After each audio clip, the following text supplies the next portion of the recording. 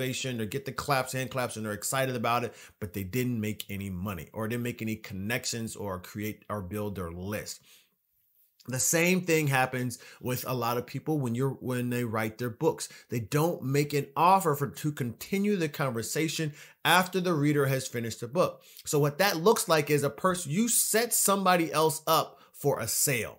Okay. What that looks like is people getting excited, say, oh, I want to do that. I need to go work on my SEO. Yes, I need to go out here and work on my speeches. Yes, I need to go start eating more healthy. Yes, I need to start communicating better in my relationships. You've built that up, set that idea in someone's mind and nurtured it to the point where someone wants to take action. But because you have not said, hey, go do this, to help, so I can help you accomplish that goal, they're going to go to someone else to get that goal accomplished.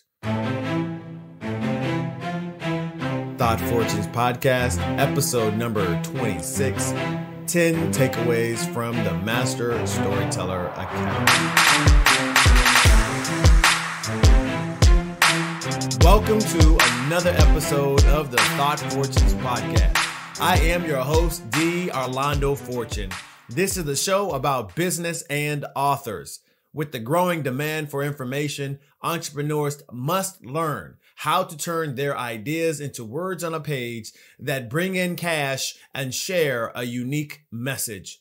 This podcast brings you the strategies, tips, and bars to do just that and do it well using a book. I have a special gift for you, my listeners. You've been listening to the podcast because you're thinking about writing a book. And one of the biggest challenges I hear is, Fortune, I want to write a book, but when I sit down to do it, my brain goes blank. I have all these ideas and they're gone. Well, I've heard you, and I have a solution. Basically, what you're saying is you haven't started, but you're working on the ideas. Now, what if I told you that you could get rid of that anxiety, that you could plan out your entire book in less than an hour and do it in such a way that when you finally sit down to write, the words would just flow out of you just like they do when you have a conversation. You could eliminate the nerves because you have a plan. Would that help you? Your answer is the 4 brains template. This strategy uses both sides of your brain, the logical and the creative, to pull out your message and give you prompts that make writing as easy as answering questions. You can do that, right? No more stressing out over the blinking cursor on the screen that seems to be mocking you, or typing out a bunch of garbage that you eventually delete. Grab your copy of the template at thoughtfortunepress.com/4brains and get your message done right the first time. By this time tomorrow, you'll be amazed at how easy it was to finally get started on becoming a real author. Don't wait any longer because you didn't know how to get started. With this template, you'll finally feel confidence that you'll be able to write your book. Remember, you're only one book away from your next business breakthrough. Go to thoughtfortunepress.com/4brains and get the goods now. So for today's episode, it's going to be a solo podcast. I want to give you guys some takeaways from this weekend event I went to at the Master Storytellers Academy. And to get this started, first off, I just want to give you a snippet from that very first day. This is part of the introduction still to the weekend, and we were just getting started, about to get started into some of the exercises and some of the demonstrations for the weekend. And so listen to this it's about a 4-minute clip of how Andy tells a story, and then he brings in he compares the story to some different key points and key themes for anyone who's listening to it, for them to relate to the story and to get them to buy in. Everything you're going to hear in this one story, you're going to hear, I'm going to kind of break down from these 10 tips. You're going to hear some of the things here in this one story that are key to becoming a master storyteller, specifically as it relates to being for your business. Okay, so listen to this clip, and I'm gonna come back and I'm gonna give you 10 tips. Not every tip is not gonna be specific to this clip, but this clip demonstrates what we are striving to become. All of us who are attending this weekend event, we're trying to strive to be at this level. And so the facilitator at the front of the room, he starts walking back and forth, and at this point, I realize that I am the next person up.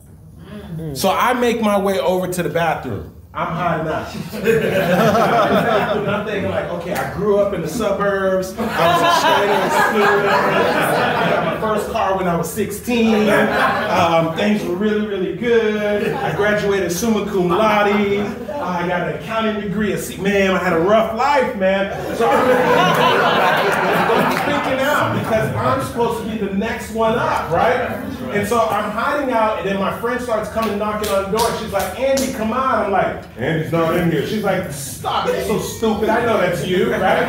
And she's like, no, come on. I was like, no, I can't come on. Did you hear Dwight's story? Did you hear Alan's story? Did you hear Pauline's story? And she was like, Andy, stop comparing your story to other people's stories. She said, you got to accept your story for what it is. And so I came back into the room, and I was like, all right. And so I decided, all right, I'm going to try to share the story. So I said, my parents are originally from Haiti. They came to the United States with no real income. And one of the things that my parents told me is that, hey man, if you want to have success in this country, you got to go to school and get a good education and get a good job. Now, regardless if your parents aren't Caribbean, anybody ever hear that that's the key to success? Raise your hands, please. Yeah. Go to school, get. So I did that. I followed the script. I went to school at Florida State University. I got my undergraduate degree in accounting. I got my master's degree in corporate accounting. I even graduated summa cum laude. Like, that's a fancy way of saying that I graduated a 4.0 GPA. Now, while I was in the master's program, a group of us decided that we were going to actually study for the CPA exam. So I'm getting my master's, I'm studying for the CPA exam. We go and take the exam, and I actually pass the exam. I become a CPA. You can go ahead and give me a round of applause. I always joke around that we basically all went to go take that exam. It was 8 of us. And 4 of us passed it the first time. And people always give me a round of applause. But I went into that test saying one of 2 things.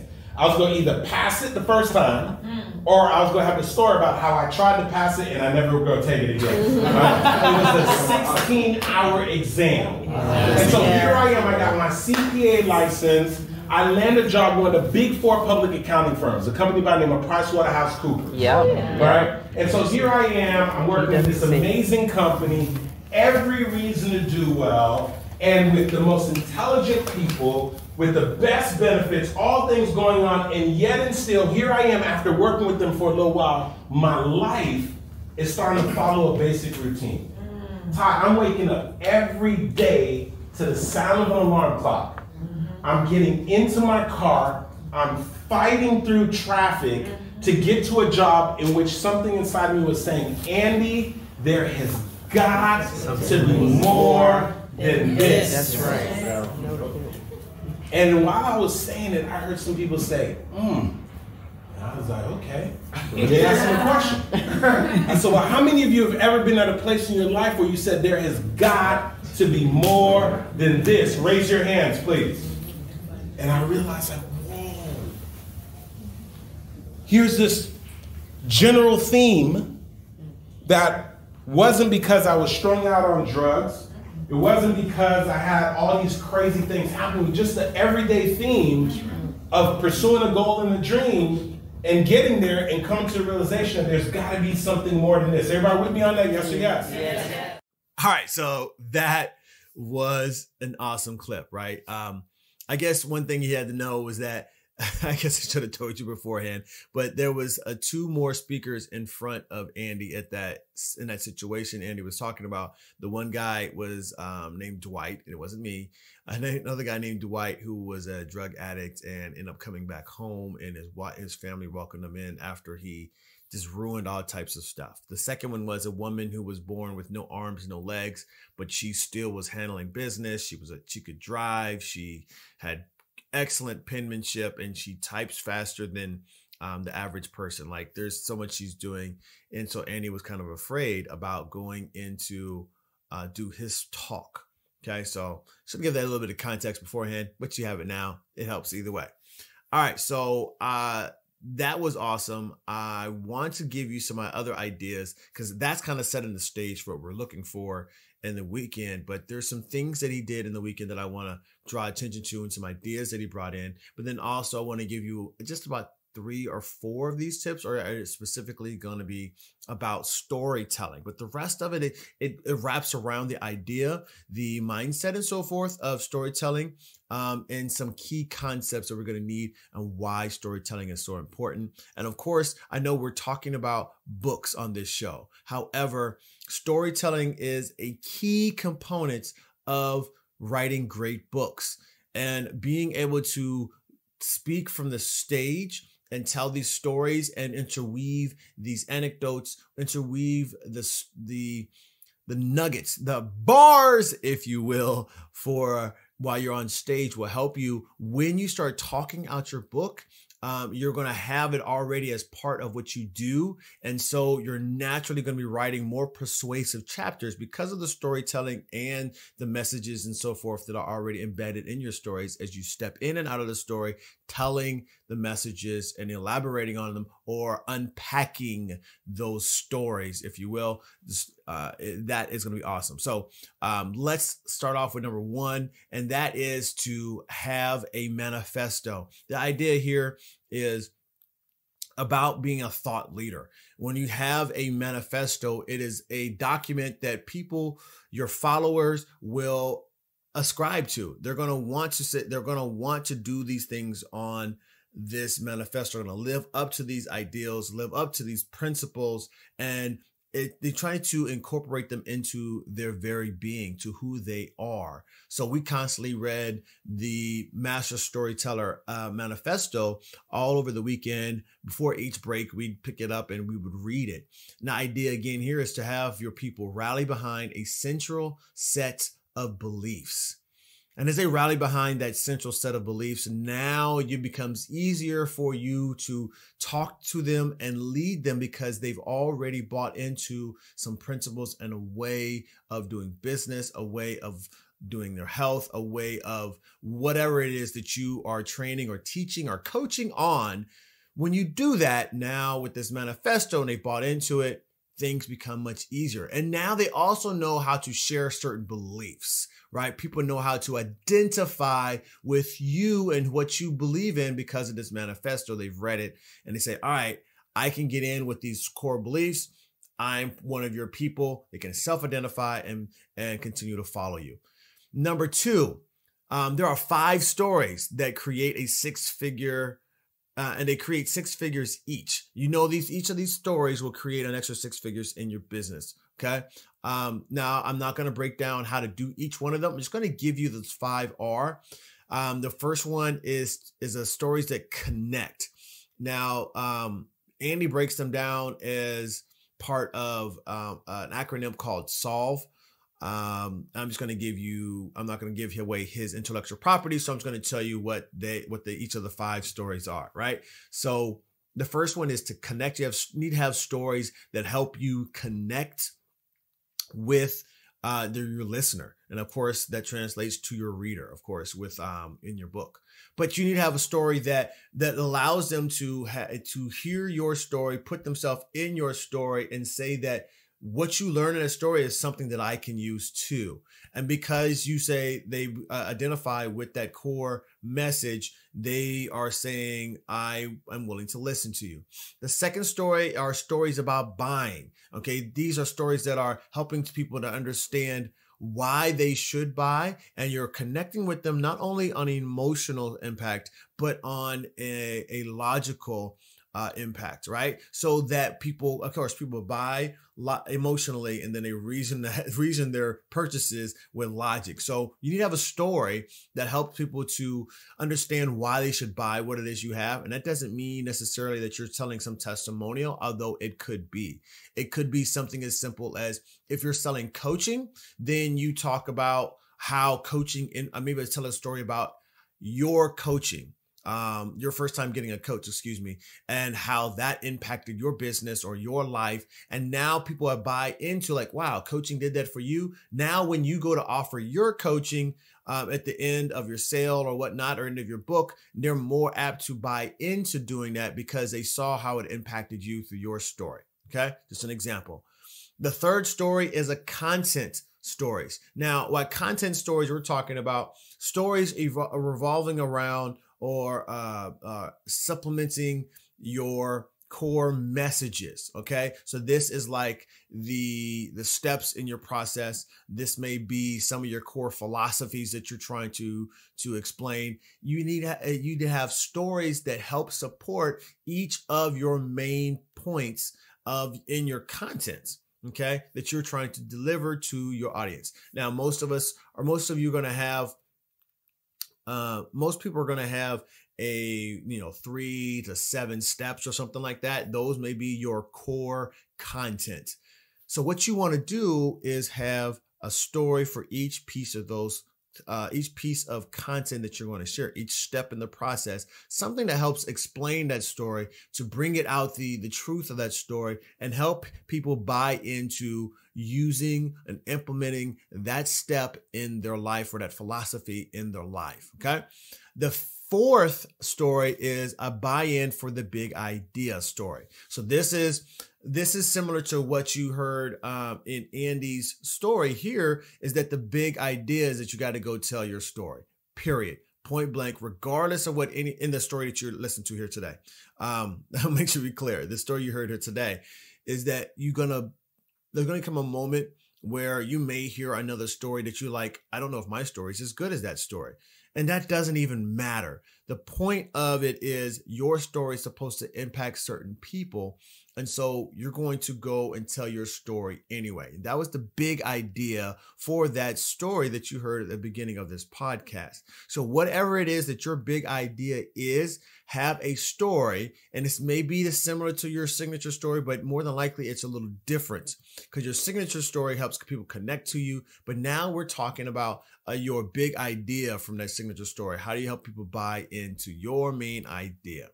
Okay. And the fifth story are stories that provide evidence about your expertise. So how are you going to show through story that you know what you're talking about, that you understand how to do what you say you're going to help people do, okay, or how you're going to consult them? What type of story can you tell that provides evidence of your expertise? It's not about proving by coming out and saying, I have all these certifications, all these accolades, things of that nature. That is fine. Absolutely great to have those accreditations, right? However, when you can tell a story that helps people see your expertise without you telling them, I have a degree, then they are more likely to buy into it and remember that, like, oh, you actually do know what you're talking about. Okay, so that's number 2, 5 stories that create that create 6 figures each. Number 3 is make an offer to continue the conversation. Now, the thing here is that often people get up on stage and they tell their story and they forget one of the most important things to do, which is to say, go here to grab my download. Go here to book a call with me. Meet me off stage to pick up an application. They don't do these things. They get off there, get their standing ovation, or get the hand claps, and they're excited about it, but they didn't make any money, or didn't make any connections, or create or build their list.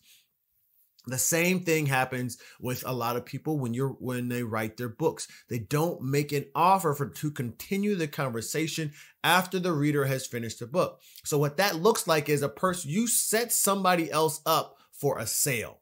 Okay. What that looks like is people getting excited, say, oh, I want to do that. I need to go work on my SEO. Yes, I need to go out here and work on my speeches. Yes, I need to go start eating more healthy. Yes, I need to start communicating better in my relationships. You've built that up and set that idea in someone's mind and nurtured it to the point where someone wants to take action. But because you have not said, hey, go do this to help, so I can help you accomplish that goal, they're going to go to someone else to get that goal accomplished. And the big key here is that it is your responsibility to make sure you offer them a way to continue the conversation after you get off the stage, after they pick up the book, or after they finish their chapter, anywhere. Even if they in the beginning of the book, when you have that first offer, and at the end of the book, you have that another offer. These offers all tied into each other, but that not in a salesy way throughout your book, right? And not in a salesy way through your whole sales presentation, but you're putting in these little seeds. Oh, if you want to get some help here, I'm going to let you know at the end of the presentation how to grab a quick download to help you accomplish this, since I don't have all the time right now to break it all down, right? That's a simple little plug to continue the conversation for someone to get on your list. Or you may, I heard this similar time, many times from speakers from stage, is remind me. You tell the audience, remind me to give you this link, because they said something and the audience was like, ooh, that'd be nice. And they weren't prepared to give it to them, or they weren't going to give it to them right then. So they say, remind me to give you that download, or to give you that phone number, or to give you that URL for that audio or video or whatnot, right? Now you tie in some of the accountability with the audience, because somebody in the audience is going to be like, hey, you said you were going to give us this. And so now you give them that download. Okay. But by just by virtue of making that statement, you're more likely to remember it anyway. But again, it is your responsibility. Put it in your book to get a download. Put it in the book to try to book a call with you. Put it in your book to come to the next event, okay? The same thing you do from stage. Number 4, associations influence your speed. So the idea here, as we're talking about associations, is Andy talked about there being 3 key things to making some significant changes in your life. And by speed, he's talking about people are operating at a certain speed, right? And in order for you to move to the next, to increase your speed, you more than likely are going to increase it for a short amount of time and go drop back down to the speed that you're used to operating at. And then in order for you to operate at a higher speed, one of the best ways to do that is to get associated and start surrounding yourself with other individuals who are running faster than you are. And by that association, you start increasing your own speed. Otherwise, you get left behind. So it just makes sense that you're going to improve. Now, the other side of that is if you continue to surround yourself with people who are moving slower than you, and that doesn't mean cut everybody off, but it just means you don't have as many of them around you, then you are going to eventually slow down to their speed if you stay around them long enough. Okay. And by the same token, if you slow down in your business or in your life to a speed lower than what you're used to, you will do something eventually to hurry up and pick up the speed, to regain the speed back to the levels that you're comfortable. And here's the key thing. This is the quote from Andy where he says, you don't live up to your potential. You live up to your identity. Okay. I'm going to repeat that. You don't live up to your potential. You live up to your identity. And the same is true for anything that you do all across your life, right? How do you identify in this particular area in your life? And regardless of how much potential you have, potential just says that this is where you can be. This is what you have left to get to, right? However, you're never going to get there until you start identifying yourself with that next level of your potential, or living in that next level of who you can be. The more you stay where you are and identify with where you are, the harder it will be to move to your next level. That's why my first book, Unlimited Potential, How to Stop Living with Fear, Doubt, and Uncertainty, is about removing those barriers that are stopping you from getting to your next level and continuing to climb into more and more levels of greatness in your life, because you definitely were made great. So how do you start moving up to those next levels to increase your speed? Get around people and start that are at a higher level than you, running faster than you, and start allowing them to influence you by associating with them regularly. Number 5, do not devalue your worth by limiting your thinking. And it speaks a little bit back to the number step and the tip number 4. However, the thing here is that limiting your thinking is more than the belief that you're less than. Okay. It's more than that belief that you're less than, because limiting your thinking is about you not even looking at where you are right now. And part of that could look like you're putting more value on the things you're around you, other people, other objects. And the way I put it is that you're more valuable than the property that you covet. See, sometimes we think that our car has more value than us. And what I mean by that is we're more willing to go buy this $30,000, $40,000, $50,000 car and have that car and take care of that car. And I'm like, oh my God, look at this car. But then when it comes to our own levels of skill, right, our own abilities, we don't think all the time that we are worth $30,000, $40,000, $50,000 a month, or our projects, our consulting is worth $30,000, $40,000, $50,000. We're saying that car is more valuable than me and my intellectual property. Stop thinking that way. I'm asking you to not devalue your own worth by limiting your thinking. The other part about this limiting your thinking also means that you put a ceiling on how high you can go. You put a ceiling on how much you can charge. And by doing that, as John Maxwell talks about, you put that lid on your leadership, but you also put that lid on the levels of your business and how high you can go in your life. We've got to remove these lids so that we can continue to step into that next level of our own potential. Okay. I'm going to stop right here and we're going to come back in just a moment. I'm going to give a moment to speak, have a message from our sponsors. We're about halfway through today's show, and I want to give a quick word from my sponsor before finishing today's episode on these 10 takeaways from the Master Storytellers Academy. Now, today's show is sponsored by Thought Fortune Press. What you probably know is that if you're not an authority in your industry, nobody's hearing your message. And you may know that the number one way to build your authority is by authoring a book. What you probably don't know is that you can write the manuscript for your first book in less than 4 hours. I'm D. Orlando Fortune, the lead self-publishing strategist for Thought Fortune Press, where we turn your ideas into a branded book that brings in the cash by sharing your unique message and positioning you as an authority in your industry. If you're an entrepreneur or a speaker who's thinking about already writing or want to publish your next book, but you don't want to write it or just want help getting it done, your first step is a Wealthy Author Roadmap.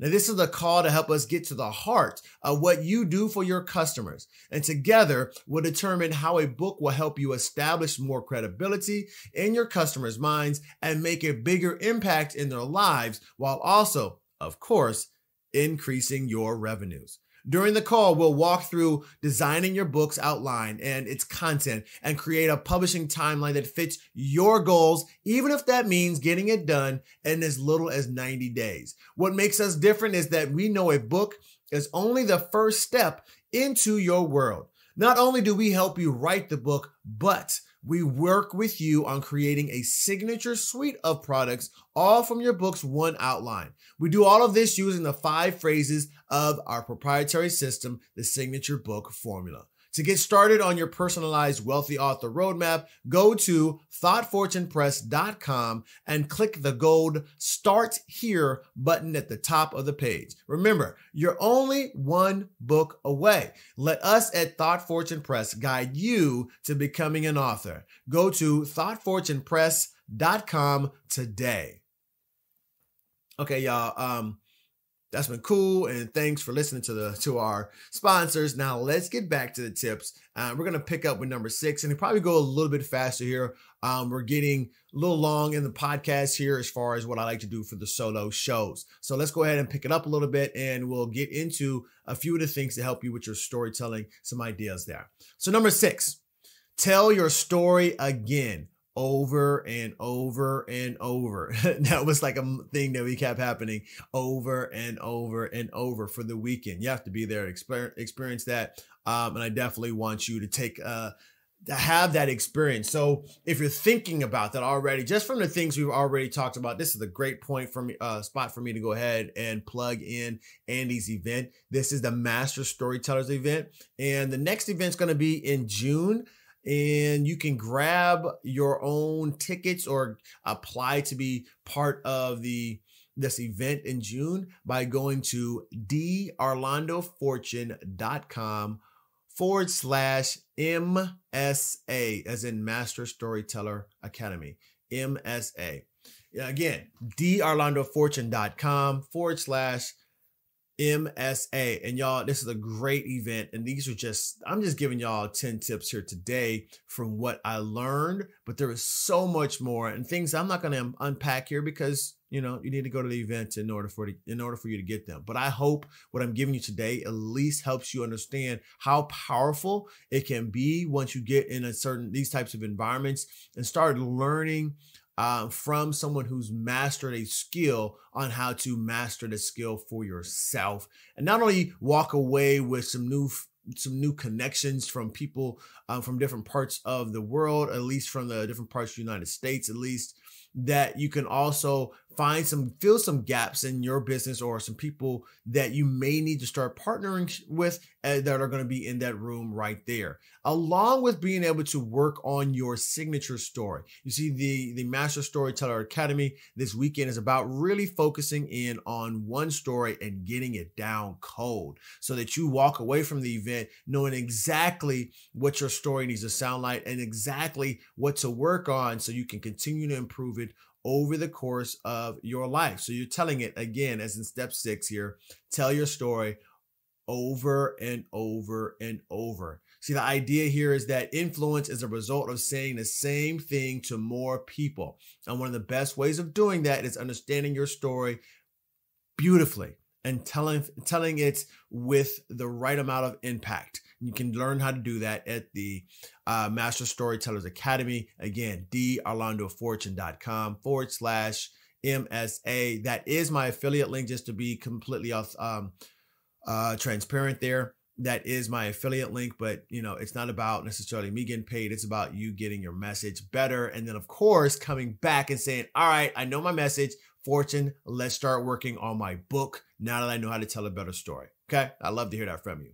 Again, back to number 6 to wrap it up here. Influence is a result of saying the same thing to more people. So, and I love this idea because I listened to Les Brown and for years now, for decades, almost at this point. I've listened to Jim Rohn for over a decade. And I remember vividly one of the recordings where Jim Rohn he asked the audience, he's up there on stage and he's leaning on the podium as he typically does with his journal out, and he's got his pen in his hand and he's tapping on the end of the podium, the top of the podium, and he's asking the group with this big smile on his face, so comfortable and relaxed in front of these audiences because he loved to teach and loved what he did. And he asked the group, how many of you heard of me? Raise your hands, and he looks and says, wow, I thought there'd be more of you, right? So he was thinking because of who he was and how he'd been around the world, that more people would know who Jim Rohn is. but he didn't care. So he continues by saying, well, great. I'm going to tell you my story again because I love to hear it. I'm so amazed by what I might say, like about his story. And the thing with the idea to take away from there is he continues to tell his story over and over and over. And it's the short piece of what he was going to tell for the day, but it's an important piece to understand and set the tone for the people who are listening to his talks. And the same thing is going to be true for you. For people who have heard your story over and over again, fine. They're going to listen to it again. They know it. But people who don't know you need to hear your story. And the more you tell it, the better you get to tell it. That influence, which is touching on more and more people, is a result of saying the same thing to more people. Number 7, stick with your decisions. See, it's very easy for us, and this is the last tip here on some personal development from a personal development aspect. Stick with your decisions. See, a lot of us get to a point where things get tough, and it's only those of us who are resilient in our speaking, those of us who are resilient in our writing, those of us who are resilient in our business, those of us who are resilient in our parenting, that push through those moments that where we're challenged, where we are hit with obstacles that want to stop us from achieving our goals or making our lives even better, which is we can always expect when we try to push out of our comfort zone, we're going to be met with some type of resistance. But that question here is, are you going to be true to your decision? And if you're true to your decision, then you're going to push through and make things happen in your life anyway. That's why I get the phrase, make life happen every day. You see, when fear is your quarterback, you're huddled around lack, lost opportunity, and weak actions. Y'all, I drew this picture out as I was listening to Andy because that's the picture that came to mind when he was talking about decisions and what are you negotiating and having a conversation with is fear when you start saying, I'm going to change my mind when you meet some opposition and you're going to turn around and go back to where you came from instead of pushing forward. And the idea that came was this quarterback, and the quarterback is fear. So there's a picture of the back of a huddle of people, of men on the football field, and you know where you have the name on the back of the jersey, it says fear, all capital letters, and there's people huddled around it. And this is your quarterback. He's telling you what route to play, what run you're going to do. You're going to tell everybody's position on the field, and fear is in control of the game. And if that is true for your life, then you have been huddling around lack, been huddling around lost opportunity. You've been huddling around weak actions. And I'm asking you to stop allowing fear to be your quarterback and substitute faith as your quarterback. You will win the game. You are always winning with faith as your quarterback. Get into the game with the right person at the lead, right? Number 8. Share the story and sell the steps. Again, share the story, sell the steps. The idea here is to start looking for the stories that you're going to share. You're going to look for them in those challenges, in those transitions, and the defining moments of your life. And you got to come to the weekend to find out exactly what the difference is between each of these areas. But you can just get an idea of what a challenges are in your life, some transitional periods in your life, and some defining moments in your life. Okay. So if you're able to find out what those are and write those down, categorize those, now you can take those ideas and start sharing those stories, but not necessarily sharing the stories because that's what's going to buy people in, but you're sharing the stories because people have bought in to what you're saying. And because there's a challenge, a transition, or a defining moment, there's something you learn from it. So now you're going to sell the steps. And here's what I mean by sell the steps. Like, boom, I've shown that this is what happened in my life and here's where I am now. Well, people are like, well, what happened in between? That's what they pay for. Okay, that's what they pay for. Now, when it comes to writing your book, it's a little different there because they're buying the steps anyway, right? You may not give everyone every single detail of the steps, That's one way. And we've talked about this in a previous podcast.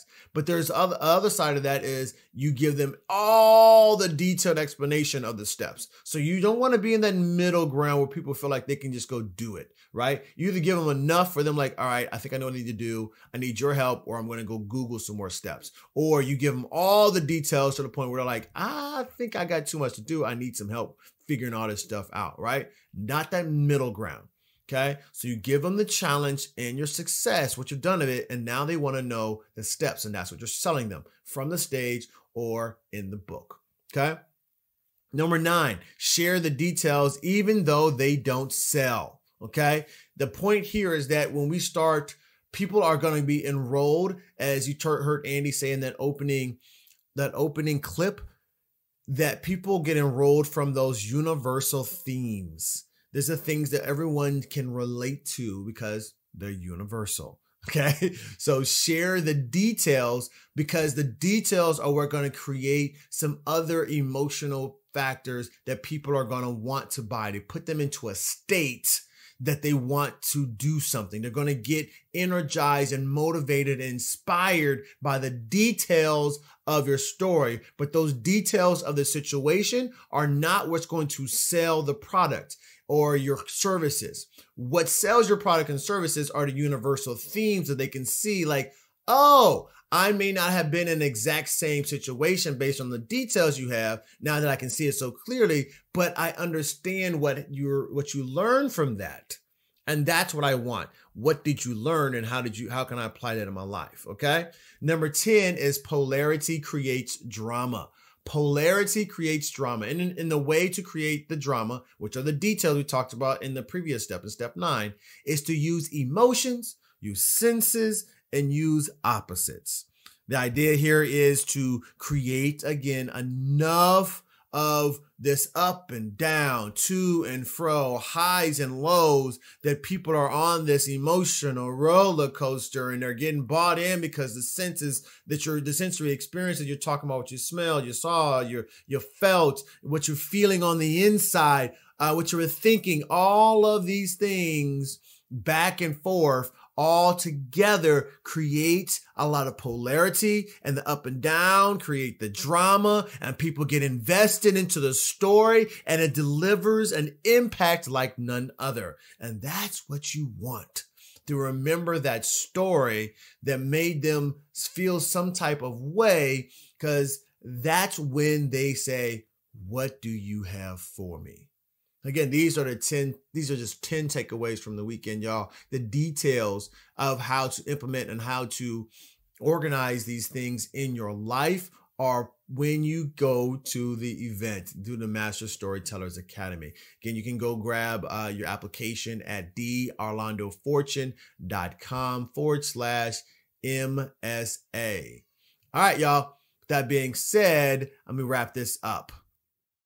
You've just listened to episode number 25 of the Thought Fortunes podcast with your host, D. Orlando Fortune. I want to give thanks to our sound and audio guy, Kyle Benj, and of course to our creator. Do you have questions?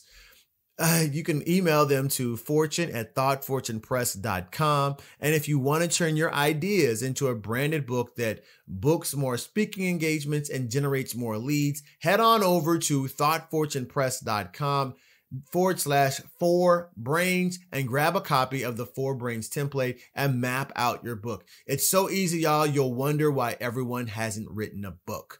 That's at thoughtfortunepress.com/4brains. And if you like the show, do us a favor. Share, like, and join. Take a screenshot and share the episode with the hashtag ThoughtFortunesPodcast, and then show us how much you like us by giving us 5 stars and a review on iTunes. And of course, finally join us every week by subscribing to the podcast so that you don't miss an episode. All right, y'all. I hope you enjoyed this. Go back and review some of these tips from this week's episode and start implementing them in your speaking and into your business. That being said, God bless, and always remember, you're one